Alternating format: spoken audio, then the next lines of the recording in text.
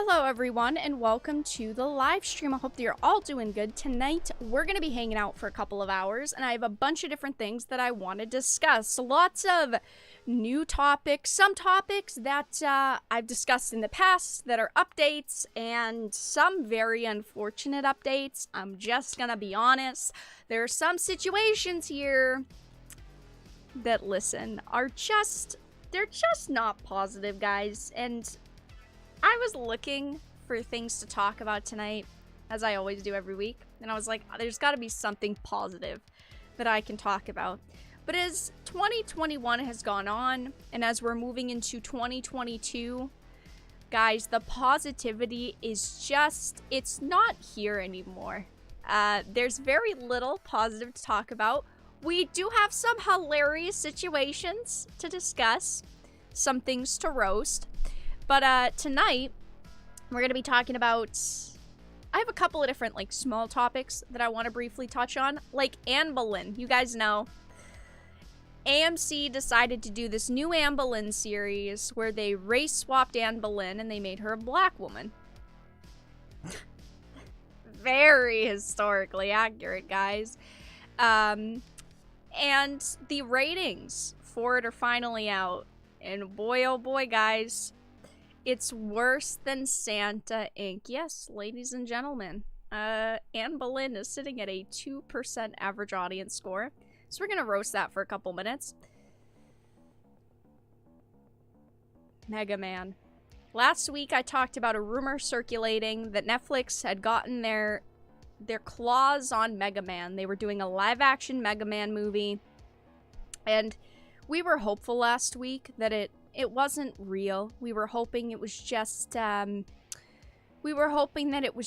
hearsay, but it's confirmed that Netflix is now doing a live-action Mega Man movie. And after seeing anime adaptations, anime turn into live actions by Netflix, and all the disasters Netflix has put out lately, I'm not feeling very positive in this one. We saw Death Note, Cowboy Bebop. They have made things good, like The Witcher. But a Mega Man movie, guys, this is...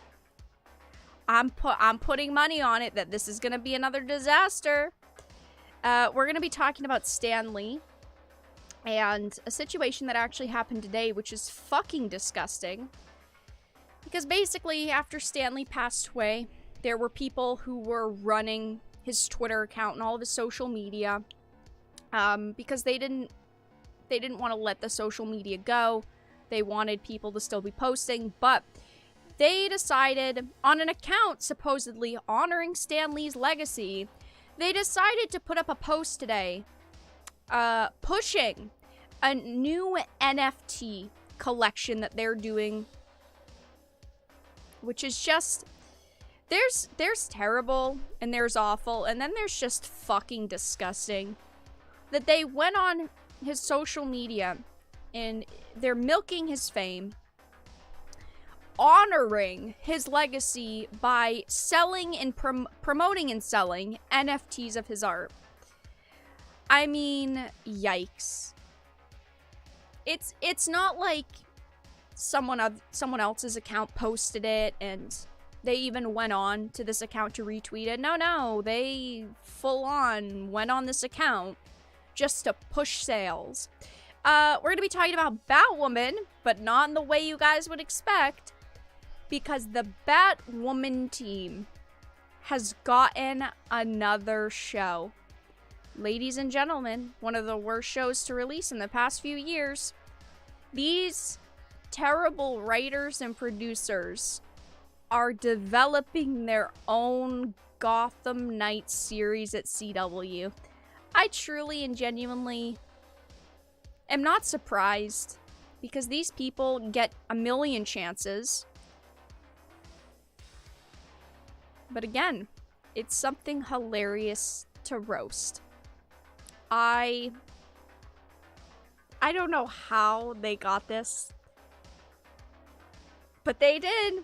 They pulled out all the stops, and now they're getting a Gotham Knights show. I wanted to briefly talk about Spider-Man, As you guys know, Spider-Man releases in a couple of days, and there are not really any spoiler reviews out, but I wanted to quickly show off the Rotten Tomatoes score because the reviewer score, with 78 reviews, is sitting at a 97%, and actually earlier it was 100% when the reviews first went up. It has dropped by a couple of points, only 3 points though, and now it's sitting at a 97, so I wanted to read a couple of those reviews. Not too many, but just a couple. Probably next week, during next week's discussion stream, I'll be talking about Spider-Man a lot more, just because the movie will be out. People will have seen it. I'll have thoughts on it. So next week will kind of be more discussion about it. But I wanted to talk about some of the early reviews. And I wanted to talk about Fantastic Beasts. Now, you guys know, we've all been very upset with the fact that they decided to fire Johnny Depp and kick him out of his role as Grindelwald in the Fantastic Beasts trilogy. And now, they decided to put up their first trailer for the new movie. And of course, Mads Mikkelsen has replaced Johnny Depp. And I like Mads Mikkelsen, do not get me wrong. But unfortunately, of course, as we knew, Johnny Depp is not in it. And they are facing a shit ton of backlash over the recast. The comment sections are absolutely going wild. Lots and lots of people being very upset over the situation, rightly so. And of course, Harry Potter was trending on social media yet again, and not for positive reasons. So guys, those are the topics we're going to discuss tonight. I hope you're all doing okay. I'm not feeling great. I'm not doing too good, but it is what it is. But yeah, hopefully we have a couple of laughs, but not for positive reasons, guys. Lots of laughs because of fucking flops like Anne Boleyn. Fucking a Mega Man movie, and people using a dead man's Twitter account to market NFTs. I mean, this is just a big yikes stream. I should retitle it to the yikes stream. Where's Johnny? They fired Johnny Depp, and now unfortunately no one will work with him.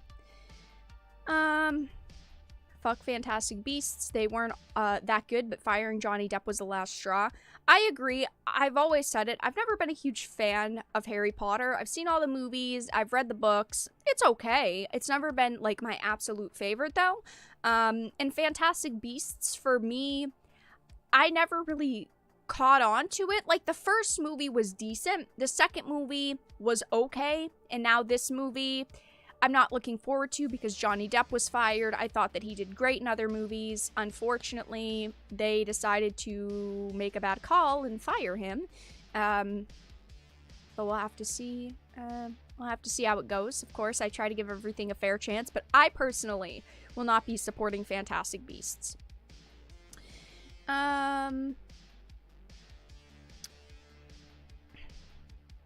Fantastic Beasts, what the hell did you do with Dumbledore? Yeah, right. Great news about Spider-Man No Way Home. I'm seeing the first screening on Thursday. Nice. I'm not sure when I will see it yet, but I'll probably see it at some point here. It comes out, I know that technically it's Friday, even though everywhere does screenings on Thursday now, so basically it's a Thursday release. 97% is pretty damn high for a Marvel movie. It is. And there are no spoilers released regarding, like, the story. All of the reviewers are staying very silent right now regarding some of the rumors that have been circulating online. But I still wanted to read a couple of the reviews and mainly just show off the 97%, because that's a very fucking solid rating. It was 100% when the score first went up and it had like 60 reviews, so it's gone down 3%, but that's really not that bad, let's be honest. I mean, when was the last time Marvel put out a movie and it was 100% or a 97%? A ton of negativity. Let's talk about food. What's everyone's favorite cheese for grilled cheese? American or bust? Yes indeed. Fantastic Mistreats, more like. If put on Fantastic Beasts unless a friend or family really want to see it. Yeah, I'm personally out on Fantastic Beasts as well. Again, like, it was never something I was super invested in, but I definitely gave the other ones a try. You guys know I try to watch a lot of entertainment to have fully formed opinions on them, but because of Johnny Depp's firing and the posts on social media and the way Warner Brothers has been acting, I personally am going to pass on the third Fantastic Beasts film.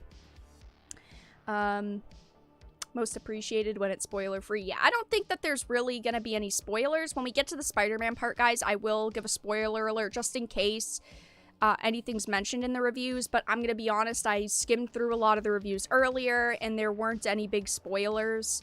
There really weren't any spoilers. Like, if you've seen the trailers, you already know the only spoilers that were even briefly mentioned. But the reviews are very hush-hush, which makes me feel like there's something more that happens in the movie, and there's a reason why they're being hush-hush, but I guess we're gonna have to see. Yeah, I saw it 100% earlier. Yeah, the Spider-Man reviews were at 100% earlier, and they've fallen like 3%, but that's still pretty fucking good. American, you culinary heathen. American cheese is great on everything. Prove me wrong. This Anne Boleyn thing, I see the word patriarchy and I know immediately to ignore it. Yeah, I really don't want to waste much time on this. I was thinking this year of doing a worst of 2021, showing off stuff like Santa Inc., this, like the lowest rated games, movies, entertainment that's come out. And honestly, Anne Boleyn is the lowest rated thing to come out this year. So I had to briefly talk about it. It's not going to be something I'm going to dwell on too much. But alright, you guys, let's get started with the first topic, which is going to be mainly showing off Anne Boleyn. Now, you guys know AMC decided to make this new Anne Boleyn series, but they didn't decide to go in a historically accurate direction with it. They decided to race swap Anne Boleyn and change the narrative around Anne Boleyn.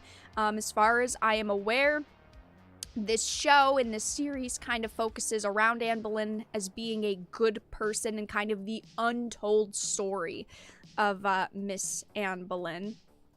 And Anne Boleyn wasn't a great person, let's just be honest. But, of course, the media and studios try to grasp at anything they can, and picking a strong, independent, historical female figure is what they did with this series, and they decided to race swap her. The series information says exploring Anne Boleyn's final months as she struggles to secure a future for her daughter Elizabeth and to challenge the powerful patriarchy closing in around her. Now, I didn't watch this series because I'm gonna fucking be honest, I wouldn't even waste my time with this. I would not waste my time watching something that says it's historically accurate when it's not in like any way, shape, or form at all whatsoever. But I wanted to show it off because hilariously the critic scores and the audience scores are fucking abysmal for this series. Right now it's sitting at a 50% critic and a 2% audience score. Now, the worst thing I've seen this year for ratings is Santa Inc. But right now, Santa Inc. is sitting at a 4%. So Anne Boleyn here is doing even fucking worse than Santa goddamn Inc. I just think that that's truly hilarious. I really, really do.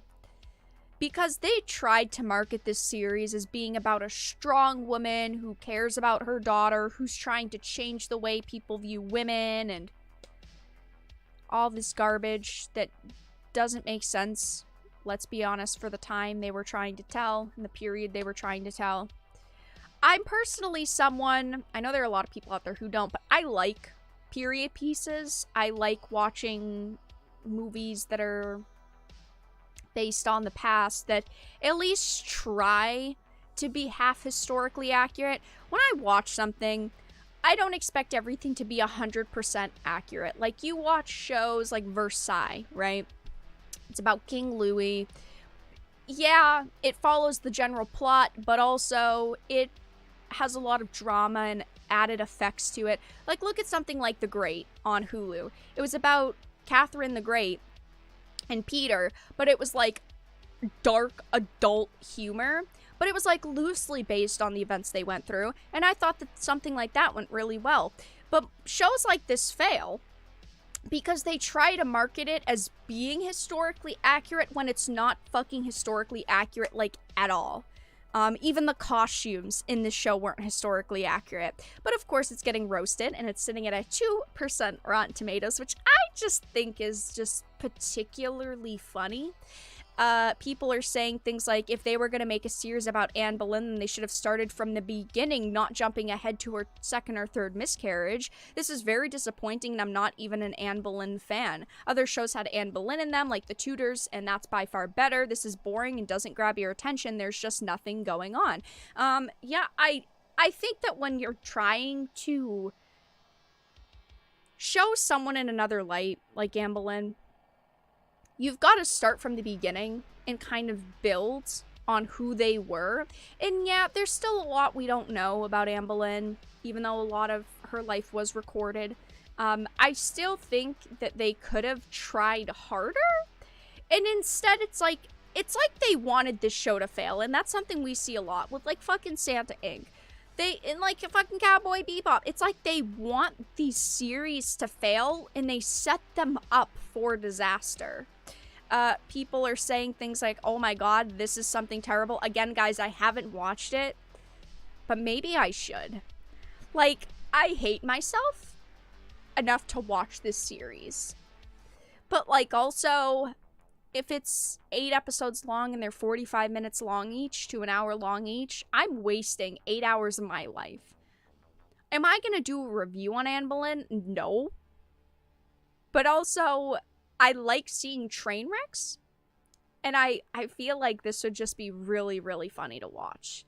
And, like, funny in the way that it's cringe. And I hate using the word cringe, but this show sounds just cringe. It just sounds terrible. Someone said the series is shabby in every way, mainly for its attempt to reconstruct the past with a purely contemporary ideological perspective, in defiance of any authenticity and historical realism. A series which claims to be part of history but which manipulates it, twists it for one ideological purpose, is therefore a bad historical product. I mean, it's so true. It is what it is, guys. Anne Boleyn fucking failed. It's sitting at a worse score than Santa Inc., which is just, it's hilarious. Guys, 2021, we're wrapping the year up, and something like this is truly just, it's just the bow on top of the present. So that's all I had to discuss with Anne Boleyn. Maybe I'll waste some of my life watching it, or maybe I'd rather just enjoy my life, but we'll see. Let me check chat, and then we'll move on to the next topic, which is gonna be Mega Man. Guys, last week I talked about Mega Man in the live stream, in the weekly discussion stream, and I was talking about how it's not confirmed that Netflix is doing a live action adaptation, so we could hope that it's fake. Guys, I really think that I conjured this one. I'm sorry. I talked about it last week. I promised you guys it was a rumor. It probably wasn't real. Maybe we'd get lucky and it wasn't real. I think I jinxed us, and I'm truly sorry. Ugh. I feel responsible for this one. Anne Boleyn, the video game. How about we don't give them any ideas? Seth Rogen. It's so unfortunate that he turned out to be such a shitbag. It truly is, because I have not always hated Seth Rogen. I know that people now like to jump on the train and say Seth Rogen's always been terrible. I thought he was decent in some stuff. Like, I thought probably the last thing he did which was amusing was The Interview, but, like, I didn't hate The Interview. I thought that it was relatively funny. Witchcraft, it is legitimately witchcraft, yeah. Actually true. Pride and Prejudice and Zombies, yeah, guys, that's definitely historically accurate, don't you think? It's definitely just as good as Anne Boleyn. I don't know, guys, I feel like Anne Boleyn's just so much better, don't you guys think? Oh, brother. Oh, I heard about the Beauty and the Beast MSNBC, what is it, a retelling or whatever, a reimagining? Yeah, I'm not interested in that. That sounds absolutely terrible. But maybe there's like 5 or 6 people out there who would watch it and who would give it a chance. Yikes. Guys, what does entertainment come to? what does entertainment come to, guys? That we end up with Anne Boleyn being race swapped and Belle being race swapped and a live action Mega Man movie. Like, the idea of this movie doesn't sound terrible, but we know that it's being done by Netflix, which, it's just like, there's a 20% chance it's gonna go well, and an 80% chance that it's gonna be a fucking disaster. Seth Rogen was always overrated. I do think that he was always overrated, but I have enjoyed him in, like, one or two things. I didn't think that he did, like, awful in, like, one or two things, but, like, I've never been, like, a super fan. Cowboy Bebop? What about Cowboy Bebop? Yeah, Netflix did Cowboy Bebop. We see how that turned out, guys. But alright, guys. Let's move into the next topic, which is going to be Mega Man. Now, like I said last week, everyone, I talked about how there was reportedly a Mega Man movie in the works by Netflix. And I had said that, you know, it could be real. It was just a rumor, though. Hopefully it wasn't going to be real. Unfortunately, I think I conjured up some bullshit for us because it's officially been confirmed now that Netflix is in fact doing a Mega Man live action movie. And I like Mega Man. I think a lot of people like Mega Man. Don't get me wrong. But my problem here is a live action adaptation by Netflix. That is the worst sentence you can hear in entertainment in 2021, truly. Netflix has created in the past some decent video game series. Do not get me wrong. Castlevania was well done. The Witcher, fantastic. But we've also seen a lot of disasters like Death Note, Cowboy Bebop, Netflix taking animated properties and turning them into live actions, and they just haven't worked out well, which is the number one problem here. I would love to give Netflix the benefit of the doubt. I'd love to have some kind of hope around this project, but I truly and genuinely do not. Even look at Cowboy Bebop recently. They put out the first season, and within 3 weeks of the release of the first season, they decided to cancel it.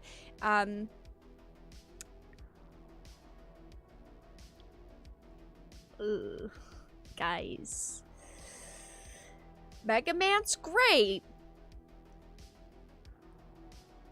Live action, though, I don't know if that's going to be very great. It says Mega Man will soon be coming to Netflix in a live action adaptation of the classic Capcom video game. I truly think that it should stay a Capcom video game. A live action adaptation doesn't sound that appealing to me. It doesn't sound that great. I weep for One Piece. By the way, guys, if you didn't know, the team behind Cowboy Bebop, the studio behind Cowboy Bebop's also the one doing One Piece. Wow, that's some great news for you guys. They did a great job with Cowboy Bebop, don't you think? They'll definitely do good with One Piece, right, guys? IGN has learned from sources familiar with the project that the Mega Man film is still very early in development. However, it looks as though the streaming giant will bring Mega Man to our screens. I truly don't know what to say about this. Although the project is yet to be confirmed by Netflix, the film's production company let it slip about the partnership during a recent website update. So it's basically all but confirmed. They haven't officially put out any trailers or teasers or cast lists, but it sounds like they're going forward with the project like we've heard for a while. And they are going to be creating this. It says that their in-house producer maintains an active development slate. Read the website. Features in the works include an adaptation of Capcom's Mega Man for Sherman Entertainment and Netflix, which they wrote and are directing. A live-action Mega Man movie was first announced back in 2018, just days after the release of Mega Man 11, and back then the upcoming feature film was given the working title Mega Man. Henry Joost and Ariel Schulman were confirmed to both write and direct the movie, and it was originally announced for 20th Century Fox. Although little has been heard about the project since it was first announced, they confirmed the movie was still in development last year. So yeah, we've seen updates saying that they're still going forward with this movie. like it says, they announced it back in 2018. We didn't really know if it was going to stay that way, if they were just going to kind of silently cancel it or move past it, but it does seem like Netflix is still going forward with this project. And like I said, guys, Netflix has created some good things in the past. They created Castlevania, they created, well, the shows, which are, they're good. Do not get me wrong, but we've seen a lot of live-action adaptations being done by Netflix recently that have been complete fucking disasters, like Death Note, like Cowboy Bebop. They've got a lot more in the works, like One Piece. And I'd love to be excited and be positive. I'd love to be a positive-ass Polly about this, but I do not think that this is going to go well. I'm just going to keep it a stack with you guys. I'm just going to keep it 100%. I think that we've all given Netflix plenty of chances to make good content. We've given them a chance to create decent live-action adaptations from video games and anime and entertainment, and while they have nailed a couple of series, they failed even more series, and I don't know how they're gonna do a live-action Mega Man. I personally feel like it'd be pretty cheesy, it'd be pretty lame. I could be completely wrong. This might come out in 2 or 3 years, whenever it's gonna release, and that might be fucking amazing, and that'd be awesome. I want entertainment to be good, I want shows and movies to succeed, but a live-action Mega Man just doesn't sound that positive in my opinion, but I guess only time will tell. So, that's all that I really had to discuss with that. There's really no other updates, but it is being confirmed that Netflix is doing the Mega Man live-action movie. So, I suppose with time, and maybe a big budget, we'll have to see what happens with it. I'm just gonna say that's gonna be a yikes from me. I'm not going to give them the benefit of the doubt with this project. I tried with Cowboy Bebop, you know, I told myself, maybe they'll do better. Maybe this will be amazing. And we see how that went. It wasn't amazing, that is for sure.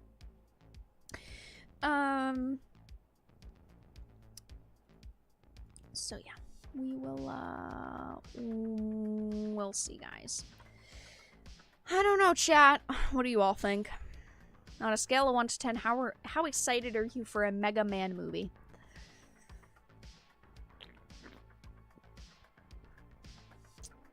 I don't know. I'd love to be positive about it. You guys know I really do try to be positive about shit. But it just... everything turns out to be a fucking disaster at the end of the day. The end of the day, I don't know how a Mega Man live action is going to turn out. There's going to be another live action Doom movie too. Is there? I don't think I heard about that. Doom live action movie. Yeah, I don't think that I heard about that. I mean, obviously there's already been one, but there's going to be another? 2022?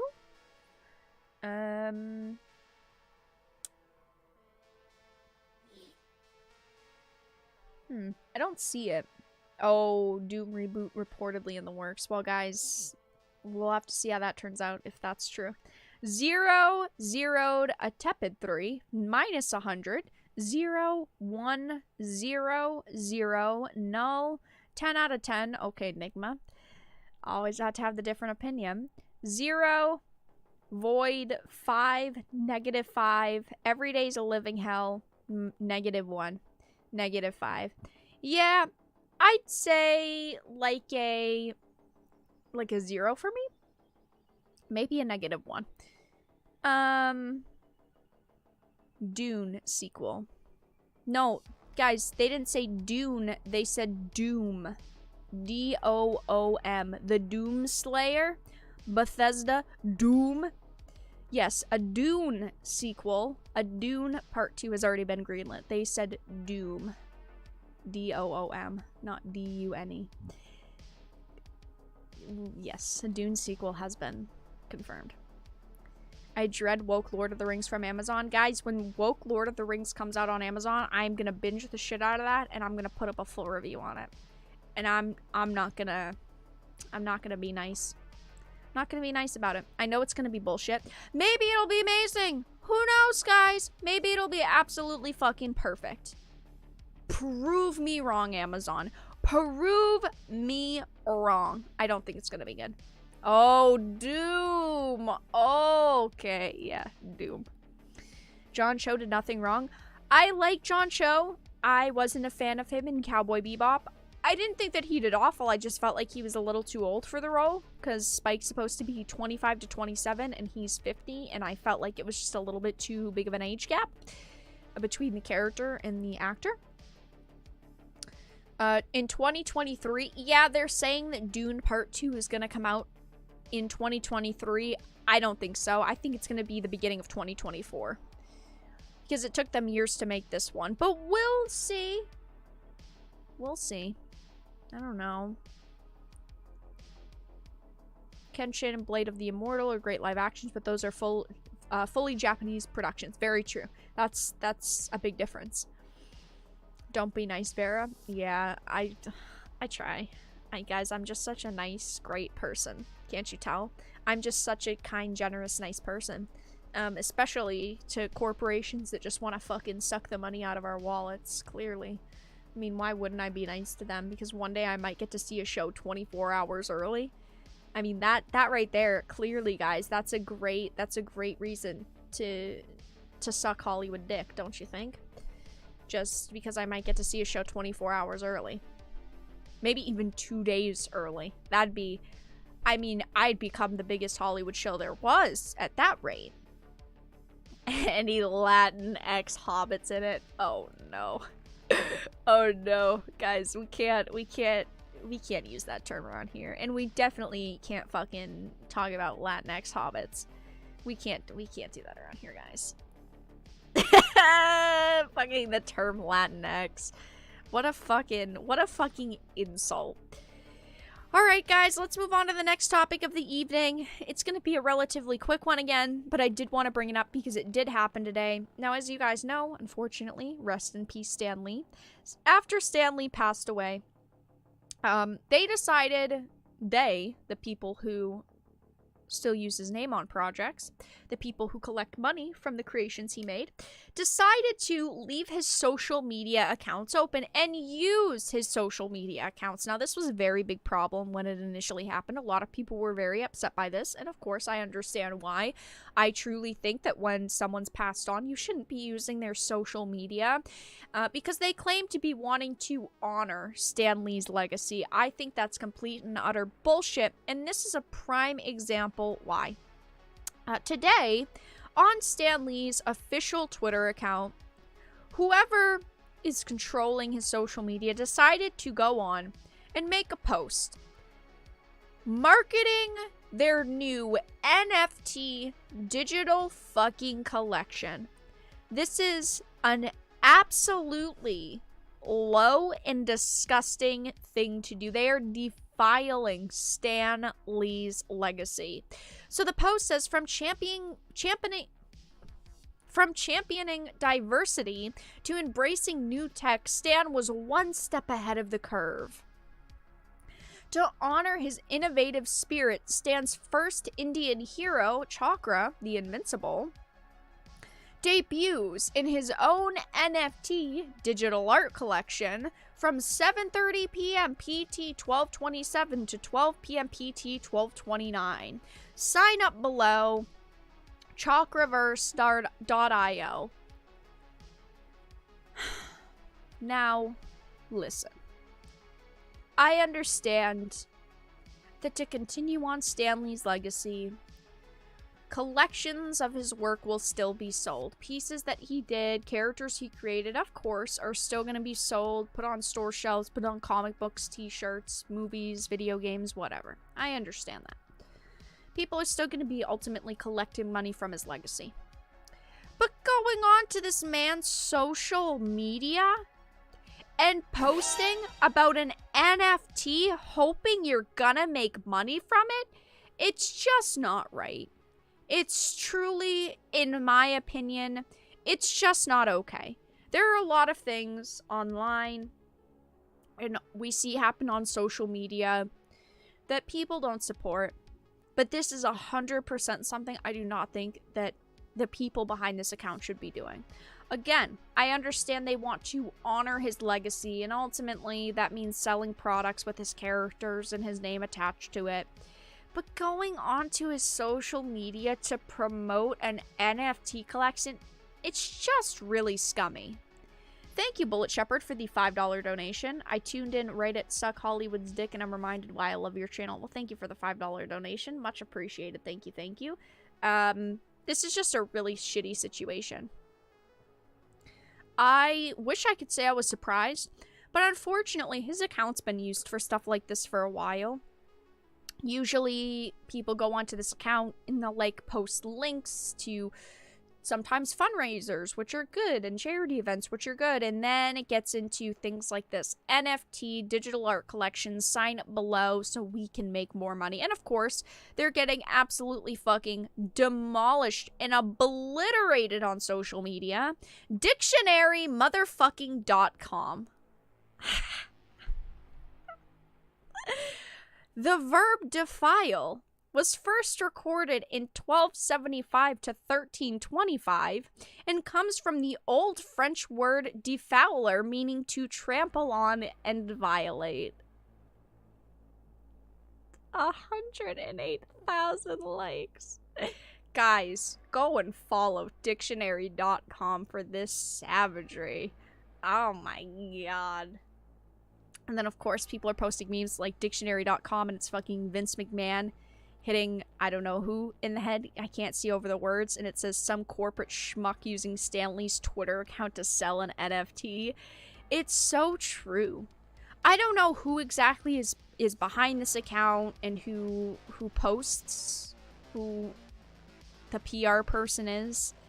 But fucking dictionary.com going savage on this post, it's truly the best situation that you could get out of this. I mean, who in their right mind thought that this was going to go over well and go over positively? You're using Stan Lee's Twitter account to promote an NFT collection? A fad that will eventually die out, hopefully. Oh yeah, 100%. I hope NFTs die out. Yeah, non-fungible tokens. I would recommend Googling it. It's not the easiest thing to describe. I'd go Google it though. Dolendark. I don't know who I think Dolendark, yeah, 1.7 million followers. Look at me. I know who Dolendark is, sure. Can't believe Stan Lee came back from the dead just to promote an NFT. Listen, I know that there are a couple comments on this saying it's not very funny, but it's a little funny. That people are just completely fucking roasting the person posting this, calling out their bullshit. Jacksepticeye says this is so awful. 47,000 likes, and I agree. I think that it's one thing to retweet like charity events, retweet you know, events that happen where they're honoring someone like Stan Lee's legacy, but to just completely post an NFT collection where you're going to be making money on his account, it just isn't right. It just isn't. Someone's sharing the Mr. Krabs meme. Am I really going to defile this grave for money? Of course I am. This is how people are. People see an account with how many followers does Stan Lee's official account have? With 4 million followers. There's nothing being posted to it, so why not promote an NFT collection? Because that's clearly going to get them attention. That's clearly going to get them more clicks. I mean, it's just not good. It's just not okay. I don't know, again, who decided that this was gonna go over well with people, but whoever it is definitely deserves to get fucking fired. People are saying things like NFTs shouldn't be done this way. This is terrible. And again, I agree. I don't think that this is okay. I don't think that this is something that should be happening with an account of someone who's passed on. I agree with dictionary.com here. I mean, they're basically just violating his legacy, violating his social media, defiling his legacy, and overall, I just think that it's really terrible. So, that's all that I really had to discuss with it. There's been no official apologies about this, and I truly believe whoever posted this needs to take accountability and come on the page and either leave a comment, 12k comments and 19k retweets to 8k likes. I think that they need to make a post apologizing in saying they didn't mean any harm by it, and I think they need to do it now because this was posted 12 hours ago and they're getting completely fucking obliterated in ratio to hell and back. And I think that they need to make a statement now before people get even more pissed off than they already are. So that's all that I really had to discuss with that. Absolutely disgusting situation. I wish I could say I was surprised, but I'm really, really not fucking surprised. So let me read some posts. Hello, Cinder. Hope your evening's going well. This is messed up. It really is. They're a scam. They are a scam.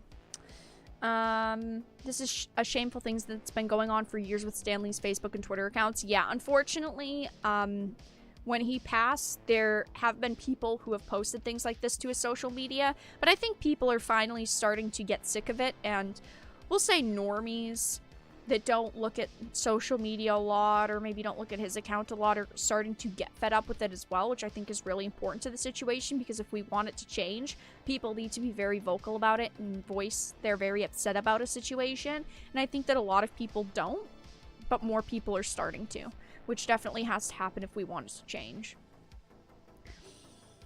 Let me scroll up, though.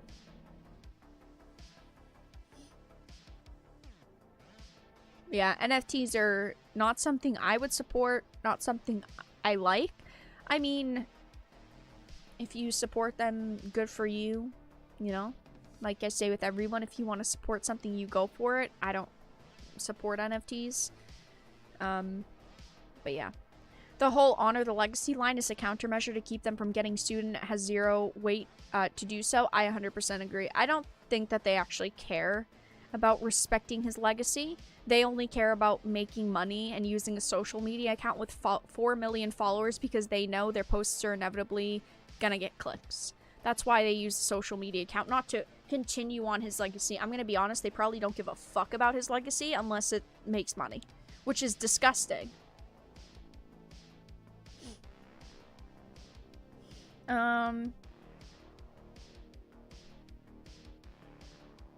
But that's what it is. All we can really do is speak up about it and be very vocal about it when we disagree with something happening, and I do think that we are starting to see a shift where more people are being more vocal. But I'm gonna be honest, even if people were extremely vocal, I don't think these people care. I think that they just, again, want to make money. Because if they cared, they would have already apologized. They already would have put up posts on social media saying, you know what, we're really sorry for doing this. We didn't think it was that important. We completely understand how people are upset, why people are upset, and we're gonna change our tune. We're gonna stop using this account for these things. No, they didn't say anything. They've gone completely fucking radio silent because they know that people are upset and they don't care. Because people are gonna constantly click on these articles, click on these links, buy products, and they want people to just be quiet about it and accept the fact that it's happening. But yeah, we'll move on to the next topic in a minute, guys. We're going to be talking about Batwoman next. Ooh, guys, listen. I wish I could say I was surprised by this. I wish I could say, wow, this is really weird. I can't believe they're doing this. I can't believe these people got this series, but I'm not surprised at all whatsoever. Truly, genuinely, yeah. I'm really, really not surprised that they got another TV series, even though Batwoman's ratings have been fucking abysmal since the start. Whew. I'm just gonna take a minute, guys. Not feeling too well. For 5 minutes, could you stop selling NFTs for 5 minutes? Yeah, no, they can't. They can't stop selling products and items because they want money, and I get it. Like, people want to make money. He's already created these characters, so you might as well continue marketing them. But using the excuse of, oh, we only use his account to respect and honor his legacy is complete and utter bullshit. Complete BS. They don't care about respecting his legacy and continuing on his legacy. They care about making money. They could at least be 100% about it and say, we're using this account to market his products. They could at least be honest about it. Vera, I want to talk to you about your car's extended warranty.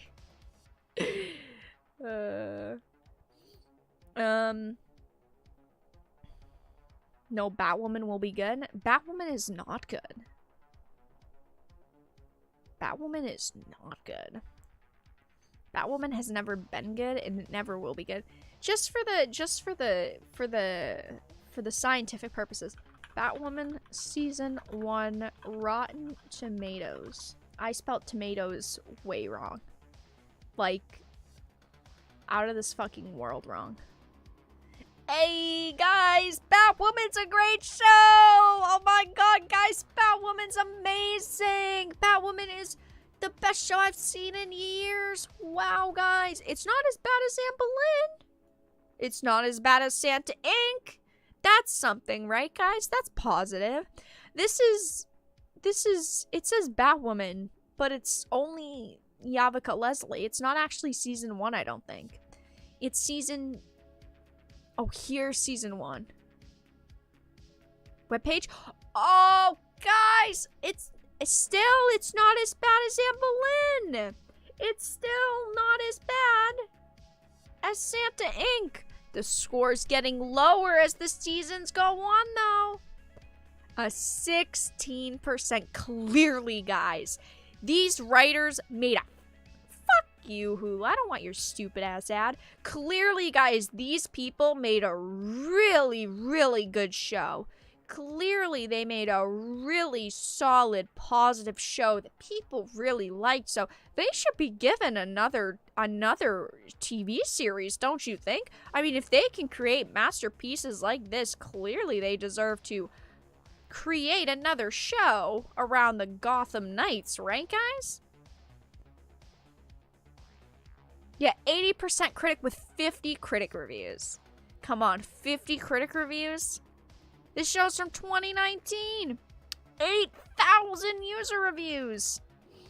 16%. Season 2 is sitting at where's season 2? The other one showed season 1 and season 2. Was this one season 2? Oh, this is season 2. Season 2, guys! 85% with 20 critic ratings. Wow. 20 stunning and brave critics. Wow. They took their time to review this show. 19% audience. Wow, guys. Clearly this show is just a masterpiece. These writers, can't you tell, truly do deserve another show of their own, don't they? Wow, guys. Absolutely crazy. 16%. 16%. That's it, guys. That's the best Batwoman could get. A 16. I wish I could say I was surprised. But honestly, I'm not. I watched Batwoman. I tried. I gave season 1 a fair chance. I watched all of season 1. The show was abysmal. Alright, guys. Let's move on to the next topic of the evening, which is going to be Batwoman. Now, as you guys saw, Batwoman is clearly one of the best shows to release in the past few years. Sitting at a solid 16% for season 1, a 19% for season 2. Clearly, this show is just really, really good. Can't you tell? But the amazing, talented, awesome, unique writers of Batwoman are being given another chance to show their amazing, fantastic skills, because they are being given Gotham Knights.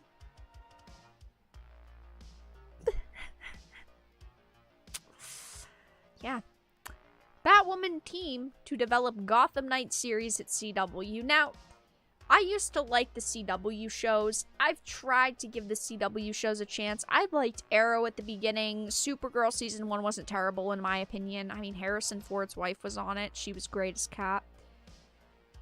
Flash was good. Legends of Tomorrow, not terrible. CW, Arrowverse, started decent, and it just started going downhill. And now you have shows like Batwoman. And Batwoman is just truly and genuinely fucking terrible. It is just, it's one of the worst shows. And now these people who have created a failure of a show that has 16 and 19% for seasons are getting another show to ruin. I truly don't know why the people at CW decided to greenlight this. Why they decided these individuals should be given another chance to create a show. I really don't. So, it says a Gotham Knights TV series is in the works at CW from 3 Batwoman writers. I don't hate Gotham Knights. I'm not, like, super excited for Gotham Knights. When I hear Gotham Knights, I'm like, oh, okay, that's interesting. Maybe it'll be real cool. Maybe they'll do something really good with it. But when I hear it's a CW show and it's being made, or being written, I should say, by the same people that wrote Batwoman, any kind of hope, excitement that I could have for this completely tanks. It completely jumps out the goddamn window. There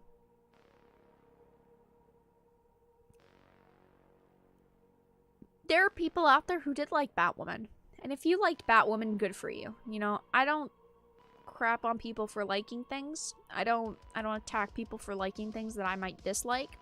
But Batwoman was truly awful, and I really do not think that these writers, 100% honestly, deserve another chance. I think that they do not deserve another chance at writing another show for the CW. They did a terrible job with Batwoman. They have proven they are incapable of writing anything good and keeping people entertained with a show and with a series, and I don't think that they deserve another chance.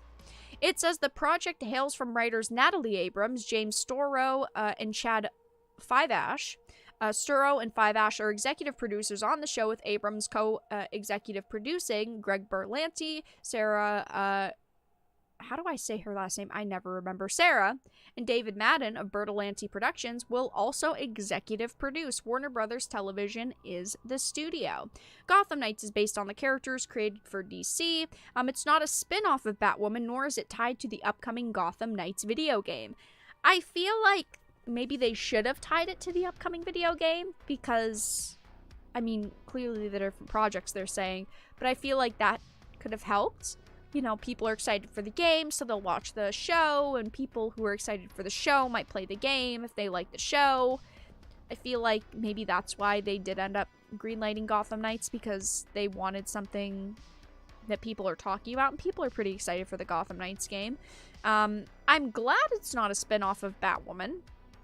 Maybe these people will do a good job with this series. I don't know. Maybe these people will do a fantastic job and they'll do 100 times better than they did with Batwoman.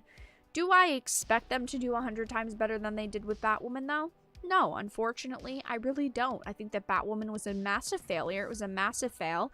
And I don't know how many chances these people can be given when it comes to shows that cost hundreds of thousands to millions of dollars to create. We're not talking about tiny budget shows, you know, new indie shows. We're talking about CW, Batwoman, DC, Gotham Knights. We're talking about large titles, large characters, important characters.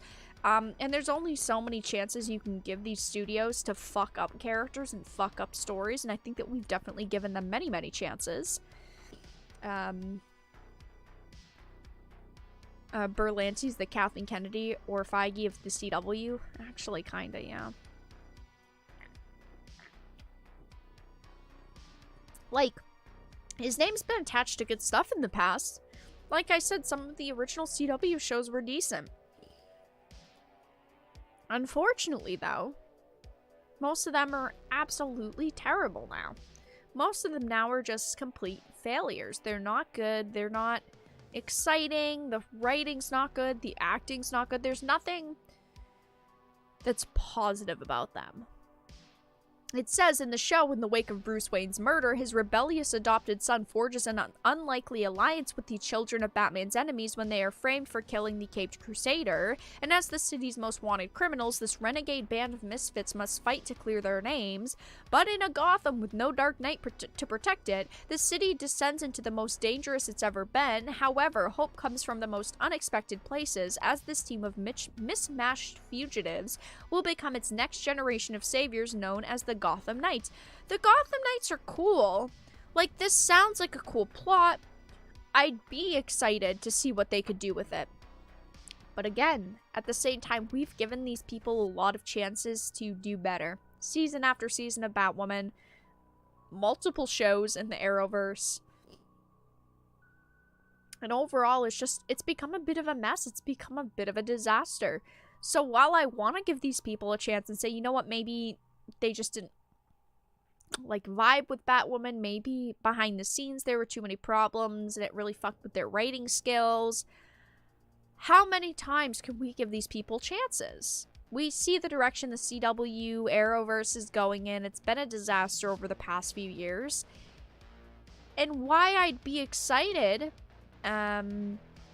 for the show to release, and while I'd be excited for these characters and potentially the story, Gemma, don't come in here saying you got banned for no reason, but I'm here to leak. First of all, earlier, you would join the server to create drama, and you left, and I had, after you had left, I had banned your account. So it was me, but your account was not in the server anymore when I had done that. But back to the topic. When it comes to, again, Gotham Knights. Lamar Lamps Gotham donated Knights. $3. Thank you for the $3 Hopefully donation. It isn't just me, but I saw Stan Lee tweet about NFT. Yep, I already talked about that topic. Absolutely fucking disgusting situation. But thank you for the $3 donation. But when it comes to, you know, Gotham Knights, again, I'd love to give them a chance. I'd love to be positive about it, but we've seen the disasters they've created in the past. We've seen the terrible work. We've seen the track record that they have, and I really don't want to give them much of another chance. Some of these people were behind projects like Krypton, Vampire Diaries, Gotham, again, Batwoman. I really fucking loved Gotham. I thought Gotham was great, so maybe, just maybe, they could go in more of a Gotham direction and create something really good. That is the only sliver of hope I could have at this point for this project. But I guess only time will tell, guys. The Batwoman team is developing a Gotham Knights series, and I guess we'll have to take it day by day and see if there's any other information released on it. So that's all that I really had to discuss with Batwoman. I'm going to talk about Johnny Depp next, guys, and at the end, I'm going to briefly talk about the Spider-Man review score. I figured just because there could potentially be spoilers, I'm not going to talk about it yet. I'll just kind of briefly mention it at the end, but we're going to talk about Johnny Depp next. So yeah.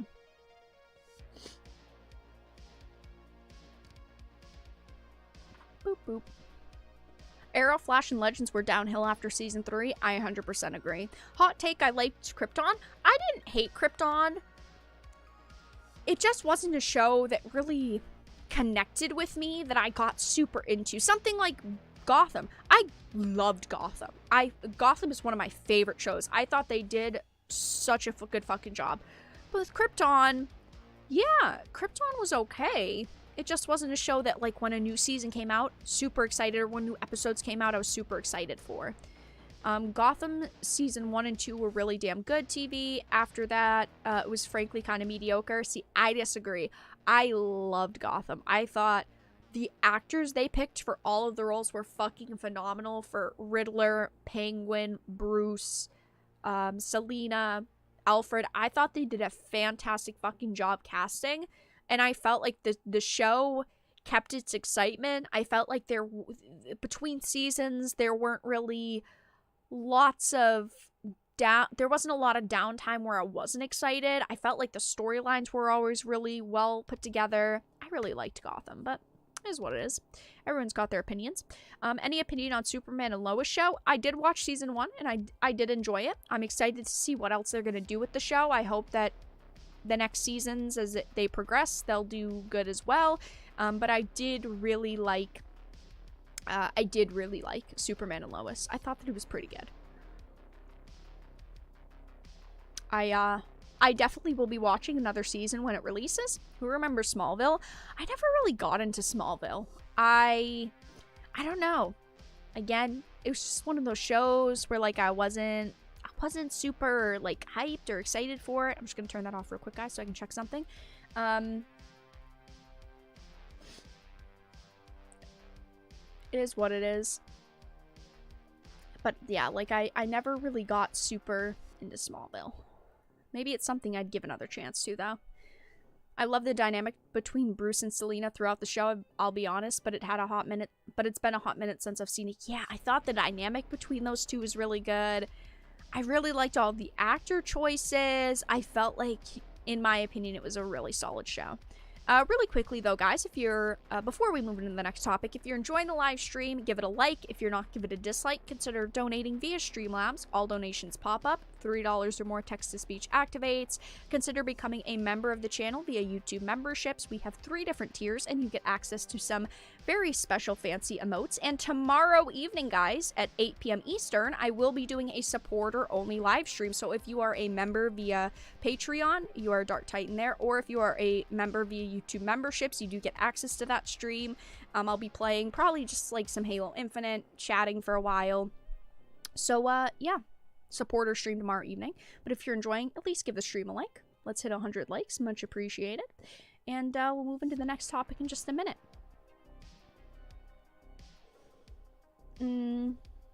I really think Smallville might benefit from a second chance from you. Maybe I'll give Smallville another chance. It's been a while. Maybe it didn't click with me for some reason. Maybe it's better than I remember. I'll write it down and potentially rewatch it.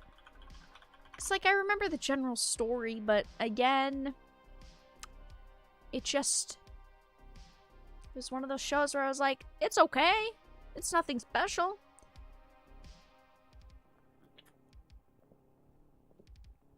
I agree. I felt like Gotham it had everything. It had the Gotham vibe to it. It just, the cinematography, the colors, the actors, the scripts. I felt like it was just a really solid show.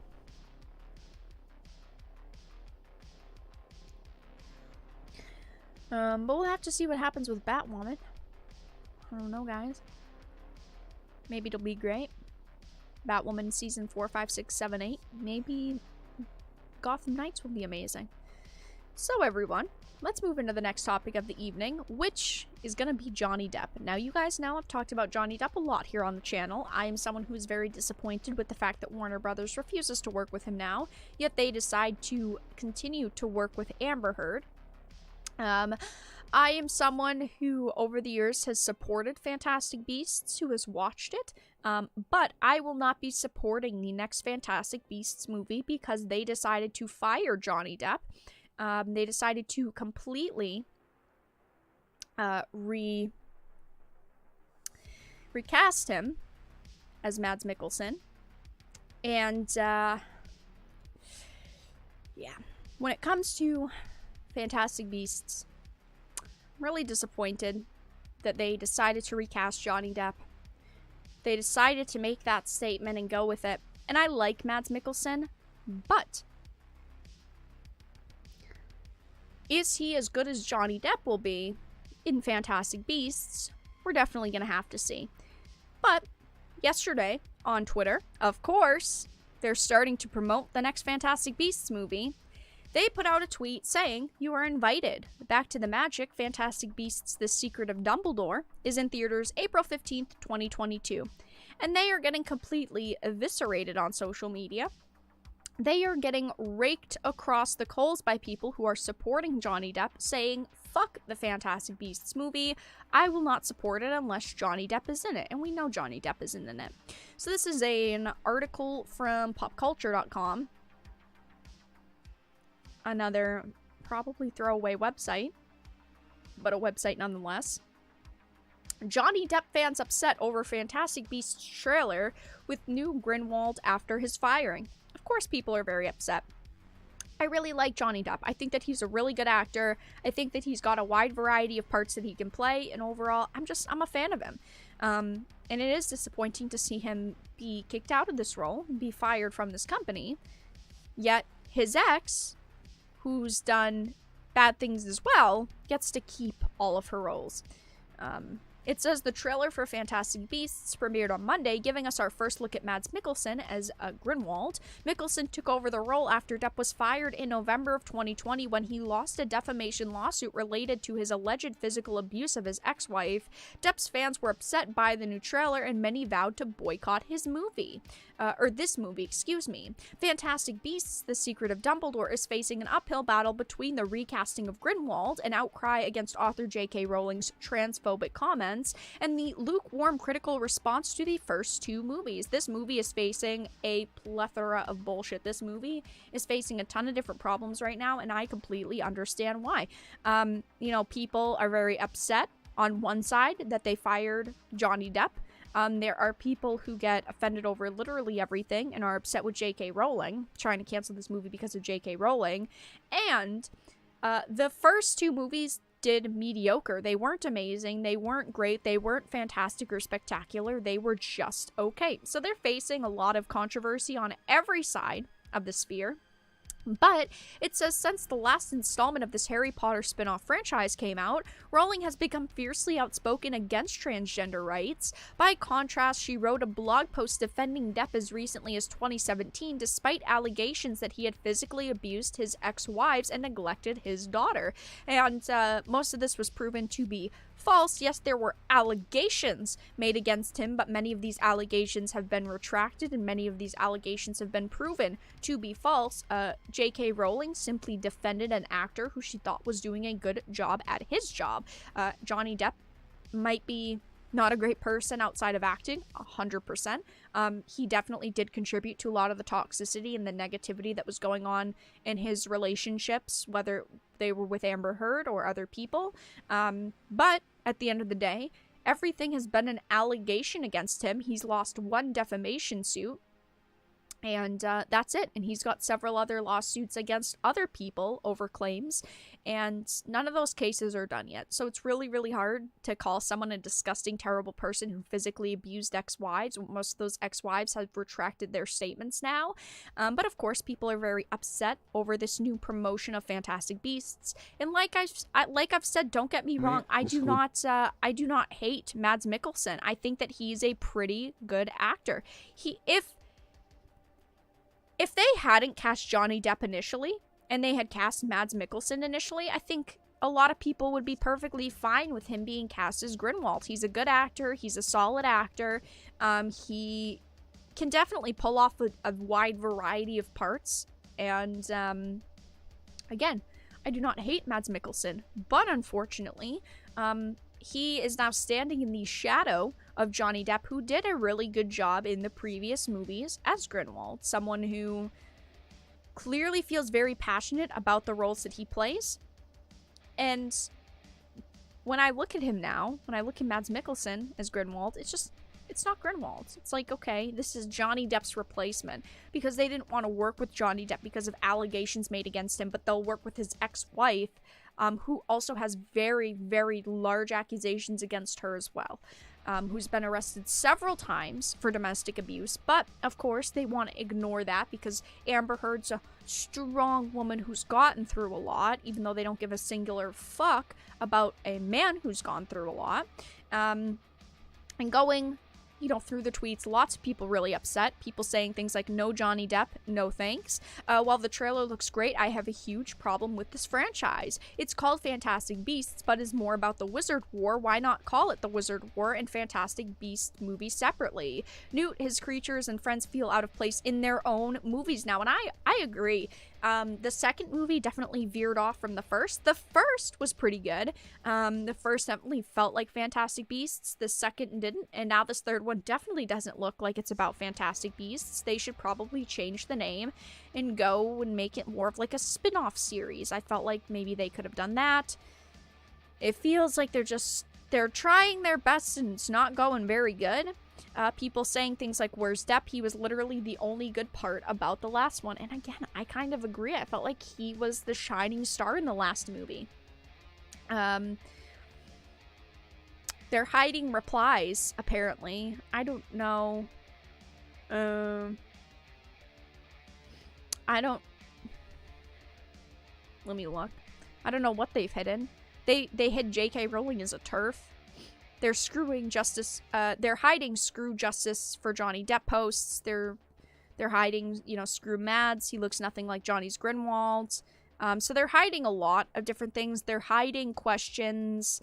So apparently they were promising a gay sex scene in this movie or something. And people are really upset about that, of course, because they changed Dumbledore's background. So everyone's kind of expecting that.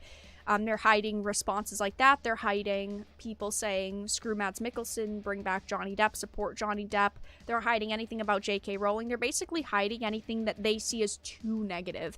They're trying clearly to make it seem like everything's good and okay and everyone's excited about the movie, when clearly not everyone is excited about the film. A lot of people are really upset over multiple reasons, and I think that this movie's going to have a hard time in the box office. While I do think it's going to have an initial push because it's Fantastic Beasts, it's Harry Potter, I think that it's going to face a lot of problems where people, again, from both sides are attacking Warner Brothers in this movie. People there's a group of people that are upset because J.K. Rowling is still like part of the project, even though she fucking wrote this shit.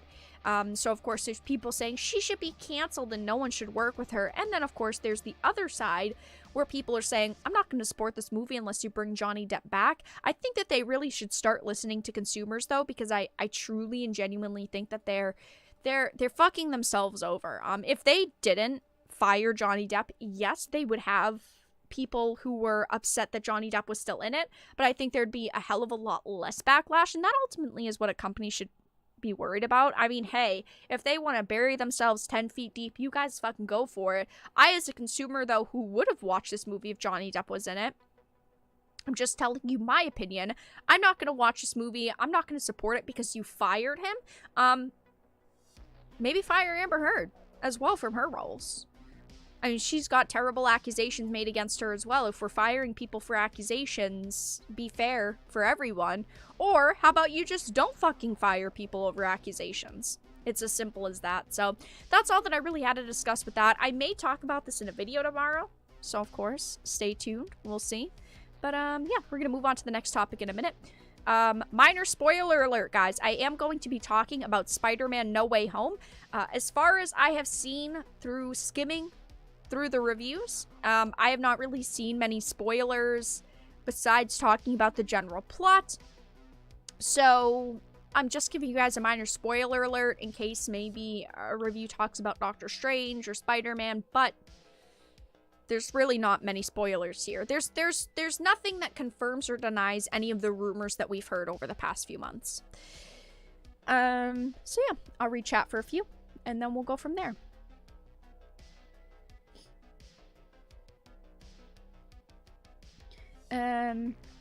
Okay, Mads doesn't deserve the heat he's getting, but Amber Heard does.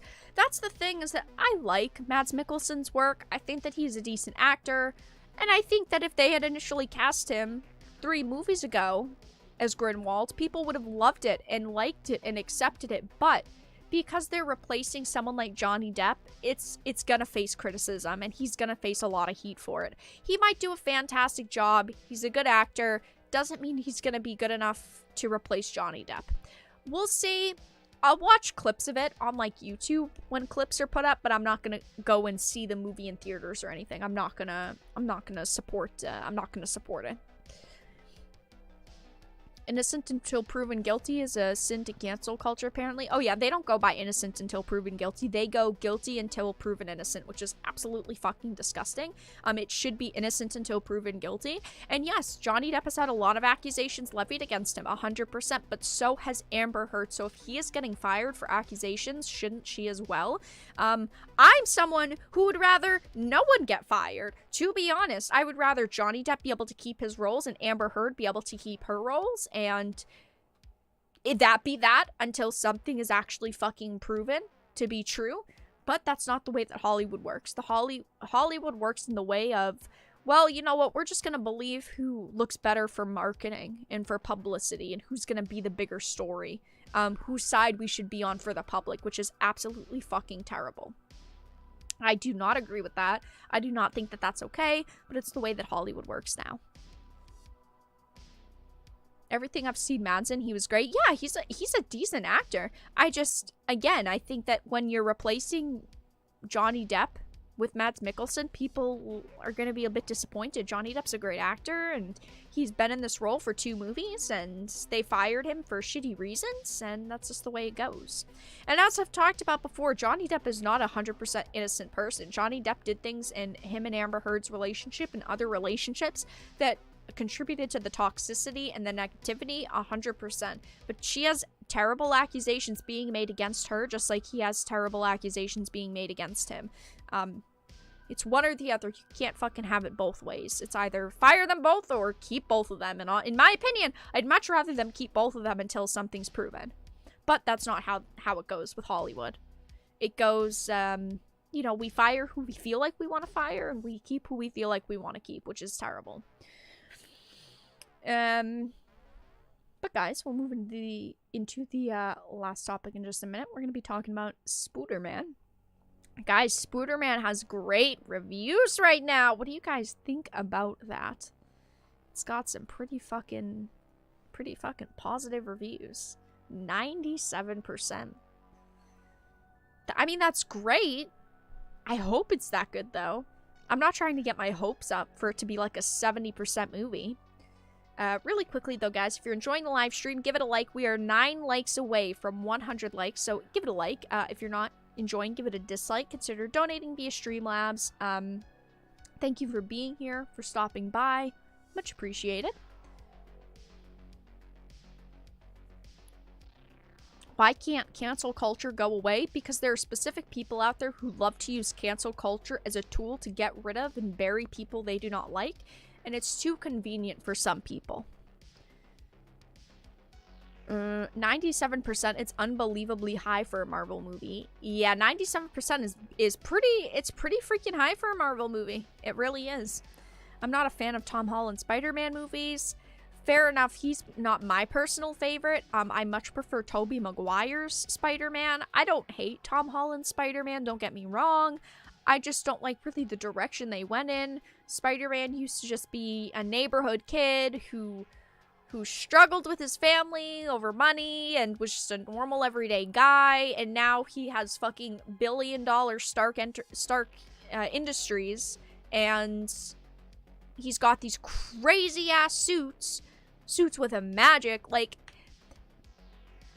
it's just not the same to me. I prefer Tobey, but I don't hate Tom Holland's Spider-Man. It's an interesting take on Spider-Man. But I'd much rather Tobey Maguire. Just gonna keep it 100%. Yeah, I only take the critic reviews with a grain of salt. I don't 100,000% believe critic reviews. As you guys know, critics can definitely be bought off. And their reviews can be purchased. Especially when it comes to a fucking company like Marvel. They love to give Marvel great reviews. But it's at least a positive sign. Obviously, when the audience scores come out, that'll be much more important. But we'll see how that turns out. So yeah, I'm gonna read a couple of these Spider-Man No Way Home reviews, guys. There are 78 critic reviews. Let me refresh real quick. It went up by a point. There are 81 critic reviews. It's sitting at a 98% on Rotten Tomatoes right now. And I wanted to read just a couple of the critic reviews. We're not going to read too many of them. Again, I looked through some of the reviews. I really didn't see any spoilers. But spoiler alert, in case anyone's worried about it. The first one is from comicbook.com. Spider-Man No Way Home marks a clear line in the sand for this character. Delineation point of where things might go. The implication is that this huge story must be told so that things can go back to being smaller, but can they? A 4 out of 5. The next one, 3.5 out of 4.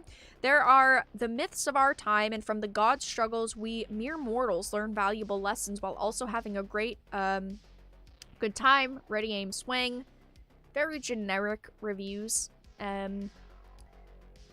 I personally wish that Rotten Tomatoes forced everyone to use one scoring pattern. I mean, this one's a 4 out of... So this one's out of 5. This one's out of 4. This one's out of fucking 20. This one's out of 5. Out of 5. Out of 10. This motherfucker gave it a 8.885952403 out of 10. Listen, we get it. You're trying to be funny. That's not funny, though.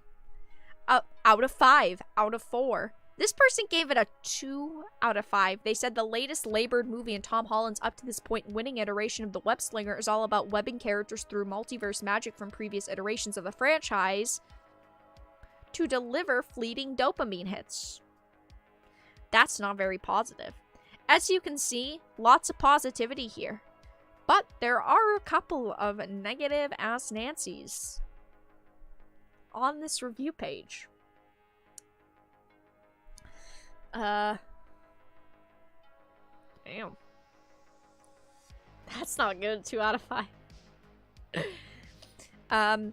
People are saying things like it's not only an enthralling thrill ride, not only a celebration of Spidey fandom, not only a rousing adventure, but also an emotionally riveting drama that doesn't pull its punches. Listen, I don't mind some drama in movies, but Spider-Man... And it's saying that the drama's better than the adventure? I don't know. It's kind of iffy to me. This is in so many ways business as usual, but when the movie decides to detour into cracked buddy comedy territory, that's when the fun begins. I feel like the reviews are basically saying it still follows the normal Marvel pattern. It still follows that normal Marvel recipe, but it also does try to veer off. I do hope, though, that it can veer off enough. I do really hope that this movie's good. The other 2 Tom Holland movies have not been bad. They have not been amazing, though, in my opinion. They've been like 70 to 80%. And I hope that this movie is fantastic. I hope that the rumors are true and that the other Spideys will be in it. We'll see all the Spideys versus all the villains. I hope we see an epic wrap-up to this trilogy. I really, really do. I hope that it's fucking amazing. I hope that it's really good. But only time will tell. It does release on Thursday. And probably next week, when I do my next discussion stream, I will be talking about Spider-Man and my thoughts on Spider-Man, and I hope this movie comes out. I hope it's really good. I hope that it's a positive experience. I hope it really does pack in all that nostalgia, the fan service, and I hope it turns out to be awesome. But only time will tell. People saying things like No Way Home features Holland's best work as Peter and Spidey to date, with the film driving him toward emotional extremes he has never previously touched. What are they gonna do, though? Like... That's my question. Yes, we have all the other villains. If they don't bring in the other Spideys, though, what's going to be so exciting about this? Just because the villains? I feel like that's half-assing it. I truly do, though, believe the other Spideys are going to be in it. If they're not, I'm going to be very disappointed. I think many other people are as well. I hope that they're in it in some capacity. But we'll have to see. the Marvel formula works. The Marvel formula does work 100%, but I do think that people are getting a little bit, I don't want to specifically say tired of it, but people are also wanting new elements and new aspects being brought into it. I think that people are really looking forward to it being more unique, more original, more exciting, more over the top, and obviously that happens in most Marvel movies. You know, you want to be more over the top and extreme, but at the same time, you know, only time will tell. We'll have to see how it turns out. I hope that it's good. I want it to be good. I want it to be positive. I want it to be awesome and amazing. I want it to be a fucking spectacular Spider-Man experience. Do I expect it to be, though? No. I would love for the other Spideys to be in it and all these villains to be in it and it'd be super cool. At the same time, I don't want to get my hopes too high and be left very disappointed, because Marvel can definitely do that. Marvel can definitely disappoint us. The Marvel formula, aka the same movie with different characters, yeah, I mean, that's usually what happens. I feel like, though, Marvel did get popular. Well, the Marvel movies did in the MCU did get popular for a reason, because the formula worked. But I think after, you know, many, many years of seeing that formula, people are just kind of getting over it. People want something newer, more exciting, more interesting, more unique. Ugh, Zendaya. Yeah, I personally am not a huge fan of Zendaya. I thought that I don't want to judge this movie already, but she hasn't impressed me in the other two Spidey movies, so I don't know if she's going to impress me in this Spidey movie. I'm just going to leave it at that. Eternals tried to veer away from the Marvel formula, and look how it turned out. My true opinion on Eternals is that they did try to veer away from the Marvel formula. They did it too fast and too drastically, though. There was too much going on with Eternals. You had this epic story. You had these characters that are supposedly way stronger than all the other characters we've seen. We see this huge, out-of-this-world, galaxy-sized movie and characters and story with characters you have no fucking clue who they are. If you're just watching the MCU for the first time, there were too many characters shoved into one movie, too much story going on at once.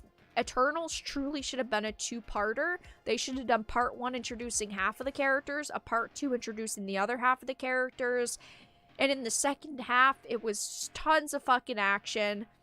I felt like it was too much crammed into a 2.5-hour movie, though. I felt like Eternals could have been so much better. They just didn't do great with it, though.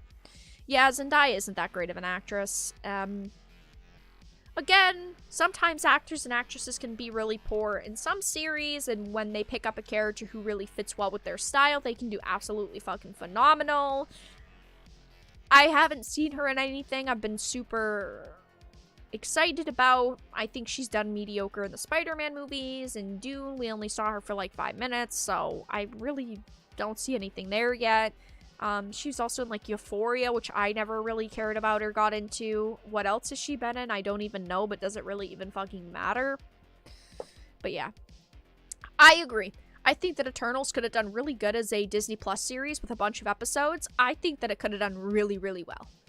Unfortunately, they didn't go in that direction, though. They decided to shove all these character stories. I think there's 11 characters into a story with a 2.5-hour movie, and it was just really, really, it was just really oddly paced. I don't know. It's like they start off with their backstories, which is a good start, but then they're all separated suddenly, and then you've got to get the band back together. And I felt like you can have a story that's like you can start a movie with their origin story, but the problem is that they go from establishing all these characters and all these cool things they've done, then the band's broken up, but then within 20 minutes the band has to get back together. It just, it felt like I'm not emotionally attached to these characters at all. Why the fuck should I care if the band gets back together or not? But I don't know. They tried, and I didn't completely see Eternals as a full failure. A problem, the giant problem I had with it was them changing around characters' backstories to be more diverse and inclusive. If they didn't do that, though, in that aside, I felt like Eternals could have been decent if the pacing was better. So, but yeah, guys, that's all that I really had to discuss tonight. We talked about Spider-Man, Fantastic Beasts and Johnny Depp, Batwoman, and Gotham Knights. We talked about Stan Lee. We talked about the Mega Man movie, and we also talked about Anne Boleyn's Rotten Tomatoes score. I'm going to sit and chat for a couple more minutes. If you guys have any questions or topics you'd like me to discuss, feel free to leave them in chat. I'd be happy to answer whatever you guys have to ask. But I'll be wrapping up stream in a few. If you're enjoying, make sure to give it a like, donate, subscribe to the channel, all that fun stuff. Links are in the description. But yeah, like I had mentioned, tomorrow evening, guys, I am going to be doing a supporter-only live stream. So if you are a member via YouTube memberships, Dark Titan via Patreon, donator, stuff like that, you do get access to the stream. So, yeah. Thank you for being here. Much appreciated. Ghostbusters Afterlife is a better movie, 100%. I really liked Ghostbusters Afterlife. I thought that Ghostbusters Afterlife was very solid. It was the best reboot slash remake slash sequel slash continuation that we've seen. I thought that it was really well done. Yeah, I felt like Eternals needed to be like a 3.5-hour movie or a show with a bunch of parts. I felt like Eternals could have been decent if it wasn't for the characters being completely fucking changed around.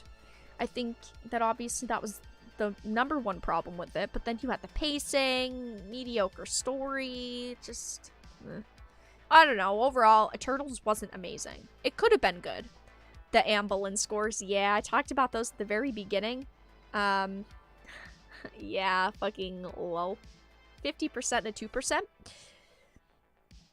Yeah, Oron, I agree. You're already at the movie theaters for multiple hours, you know. Does adding a few more minutes to the movie really hurt? I agree. I feel like if you can do a 2.5-hour movie, you can do a 3-hour movie. If the story could be drastically better with a half-hour more added to the film, I really don't see a problem with it. And the thing with Eternals is that it wasn't a kid movie. Like look at Ghostbusters Afterlife, perfect example. Ghostbusters Afterlife is clearly not only for fans with nostalgia and adults, it's also for kids. It's supposed to be one of those family-friendly kid movies, so I understand why they wanted to make it 2.5 hours. But something with Eternals, there's a sex scene. It's supposed to be for the more adult crowd of Marvel fans. It was supposed to change the way people saw Marvel and change the theme of Marvel and change the Marvel formula. So why not add that extra half hour? Adults are going to pay for a movie and see it. So why not just add the extra half hour or hour if the story's going to be way fucking better? Eternals needed better writers, I agree. I thought that the CGI was beautiful. I thought the music was really well done. I thought that some of the characters were really cool, like the new take they did on Droog. I thought that was really well done. Makari, I thought that her character was pretty cool. Icarus, he was okay. Cersei, she was okay. I felt like a lot of the characters were decent, but again, you have race swaps, gender swaps, you have changes in stories, you have mediocre writing, you have terrible pacing. Overall, it just didn't come together to have one standout problem. Because if a movie only has one standout problem, I think most people can look past that. But it had problem after problem after problem, and that's ultimately why it's not good. Snyder did a 4-hour movie, true. Release the Eternals cut.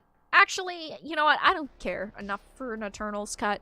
I'm just gonna be 100% honest. I mean, if they came out with it, sure, I'd watch it, but, like, I'm not gonna write petitions and sign petitions and start petitions to try to get an Eternals cut. See, my thing is that Eternals felt long and drawn out because the pacing was bad. I think that the movie needed another half hour, to flesh out characters more, but also to add more action throughout the movie. I felt like, yeah, it felt slow and drawn out because the pacing was bad, but if they balanced in more action scenes and more of that and basically less of the bullshit drama, I felt like it could have been better. That sex scene, though, wasn't even a sex scene, let's just be honest. That was the dumbest sex scene ever. Like, come on, Marvel. Really? You marketed all this movie has a sex scene, it's for adults, when it was like the lamest thing ever? Like, it's not like I give a fuck and I want to go to see Eternals to watch a sex scene, but like, why even put that in there? Like, why make a big deal out of that? Like, it was like so stupid. It's basically 4 minutes of them kissing and then like 10 to 15 seconds of a sex scene. Like, you guys marketed the shit out of this for nothing. Like, who thought that this was a good idea?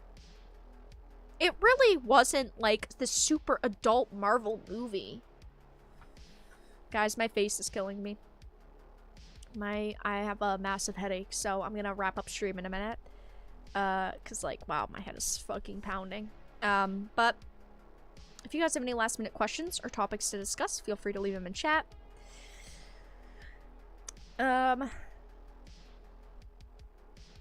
It literally is like a dry hump scene. It's literally like a fucking Hallmark movie sex scene. Like, it's like that level. It's like, what? You guys really said, oh my gosh, we're doing everything so different. There's a sex scene.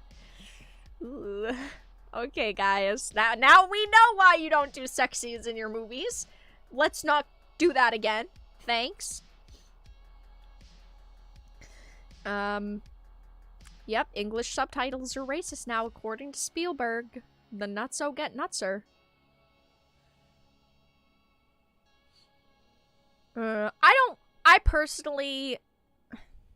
I don't care about sex scenes in movies. Like, yeah, if it can show the relationship between characters, go for it. But I don't see the point to add unnecessary sex scenes like in Eternals. It was just the most unnecessary, dumbest thing. It's like, we didn't need that. Clearly, these two characters love each other. Clearly, they have a super, super intimate bond. Without that scene, you would have already understand the dynamic of their relationship. You didn't need it. I don't know what they're doing with the MCU now, besides trying to turn it into the MCU, but it's just not going in the right direction. And I don't know if you guys heard, but the Marvel comic books, they killed off Doctor Strange so that his ex-wife could become the next Sorcerer Supreme. I mean, listen, if they do that in the MCU, I'm closing my YouTube channel. They literally fucking killed off Strange so that his ex-wife could become the next Sorcerer Supreme. I mean, that is dumb. I've seen some dumb storylines, but that's just really, really bad. That is just, who thought that was gonna be just a great idea? I don't know who it was, but you guys don't deserve your rating positions in the industry. Let me see if I can find it real quick. Doctor Strange comic. Let me see if I can find it. Because I saw it. The comic's just called Strange now. Strange comic book. Let me see if I can find it real quick before we end. They announced it like today. I was like, what the fuck? Yeah, because it's the Death of Doctor Strange series that's going on right now. And Clea is her name. This is the best they could come up with. I want to find the stupid single I don't remember if it was a tweet or if it was an article. Oh, here's an article. Yeah, here's an article. Let me bring it up. I don't know this website. It says, make way for a new Sorcerer Supreme with Dr. Stephen Strange, spoiler alert, dead in one of the comic lines. Another sorcerer has taken the title, or should we say, sorceress. Oh boy, guys, they're already pushing the female agenda! Clea, the mistress of the Dark Dimension and Stephen Strange's powerful partner, will rise to the challenge of defending Earth from mystical and otherworldly danger in Strange number 1. Haunted by her recently returned memories, Clea longs to bring ex-Stephen Strange back from the dead. But when a mysterious group of attacks the magical realm, Clea, now the sole protector of Earth against magical threats, must rise to the duty of Sorcerer Supreme. And she's Doctor Strange's ex.